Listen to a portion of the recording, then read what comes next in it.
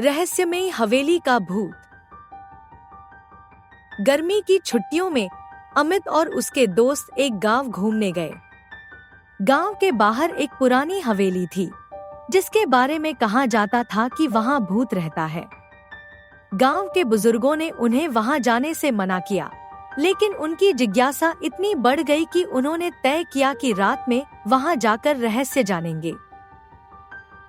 रात के अंधेरे में टॉर्च और डंडे लेकर वे हवेली पहुंचे। हवेली टूटी फूटी थी, दरवाजे पर जंग लगे थे और चारों ओर जाले लगे थे। अंदर घुसते ही उन्हें अजीब सी ठंडी हवा महसूस हुई।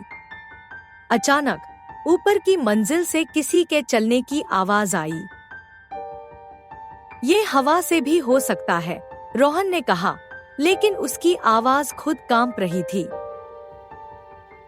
वे हिम्मत जुटाकर ऊपर की ओर बढ़े। जैसे ही उन्होंने दरवाजा खोला, एक पुरानी अलमारी खुद ब खुद खुल गई और उसमें से एक किताब गिर गई। किताब के पन्नों में कुछ अजीब शब्द लिखे थे, जो कोई पढ़ नहीं पा रहा था। तभी अचानक खिड़कियां जोर से खुल गईं और एक डरावनी हंसी गूंज उठी। भागो, विशाल चिल्लाया। लेकिन अमित को लगा कि कुछ गड़बड़ है। उसने किताब उठाई और ध्यान से देखा। उसमें गांव के राजा का जिक्र था, जो इस हवेली में सोने का खजाना छुपा कर गया था। अमित ने कहा, दोस्तों, ये कोई भूत नहीं, कोई खजाने का रहस्य है। वे सब नीचे आए और ध्यान से देखने लगे।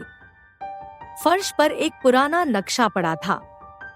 उसे देखकर अमित को समझ आ गया कि खजाना हवेली के तहखाने में छुपा है। वे जब तहखाने की सीढ़ियां उतर रहे थे, तभी फिर से तेज आवाज आई। सब डर गए, लेकिन अमित ने हिम्मत दिखाकर आगे बढ़ने का फैसला किया। तहखाने में पहुंचते ही उन्हें एक लोहे का पुराना संदूक मिला।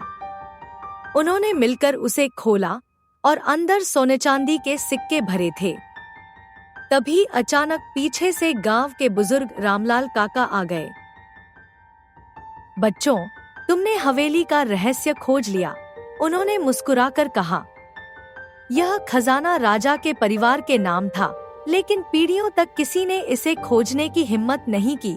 गांव वालों ने अमित और उसके दोस्तों को बहादुरी के लिए सम्मानित किया और उस खजाने को गांव की भलाई के लिए इस्तेमाल किया।